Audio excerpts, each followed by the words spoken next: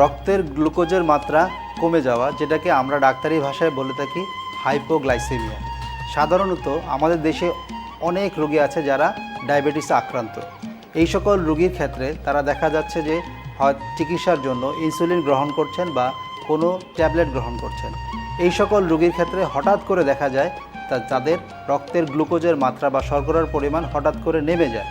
এই রোগের লক্ষণগুলো হচ্ছে, দেখা যাবে যে রোগী তার হঠাৎ করে বলবে যে তার মাথা ঝিমঝিম করছে, কথায় জড়তা চলে আসবে, শরীর থেকে ঘাম বের হবে, শরীর ঠান্ডা হয়ে যাবে, এমনকি রোগী অজ্ঞানও হয়ে যেতে পারে। হাইপারগ্লাইসেমিয়া যেটাকে বলা হয় ডাক্তারি ভাষায়, যেটা বাংলাতে বলা হয় রক্তের গ্লুকোজের পরিমাণ বেশি এবং রক্তের গ্লুকোজের পরিমাণ কম, যেটাকে আমরা বলে থাকি হাইপোগ্লাইসেমিয়া। গ্লাইসেমিয়া থেকে হাইপোগ্লাইসেমিয়া অনেক খারাপ, কারণ এই রোগীর ক্ষেত্রে অনেক সময় দেখা যায় তাদেরকে রিভার্স করা খুব কঠিন হয়ে যায়। ডায়াবেটিসের রোগীর হাইপোগ্লাইসেমিয়ার কারণ ছাড়াও এমনও হতে পারে যেই রোগী অনেকক্ষণ যাবৎ তারা উপোস আছে বা অনেকক্ষণ যাবৎ তারা কোনো খাবার গ্রহণ করেনি, তাদের ক্ষেত্রেও দেখা যেতে পারে যে হাইপোগ্লাইসেমিয়া হতে পারে।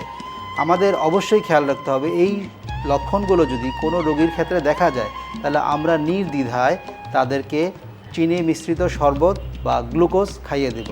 খাইয়ে দেওয়ার পরে আমাদেরকে অবশ্যই ডাক্তারের পরামর্শ নিতে হবে যে এই রক্তের গ্লুকোজের পরিমাণ তার কি কমে গিয়েছিল কিনা, না অন্য কোনো কারণে তার এই লক্ষণগুলো দেখা দিয়েছে। তা আমাদের সবচেয়ে ইম্পর্টেন্ট জিনিস যেটা মাথায় রাখতে হবে, হাইপোগ্লাইসেমিয়া হওয়া মাত্রই আমাদেরকে শরবত খাওয়াতে হবে এবং গ্লুকোজ খাওয়াতে হবে।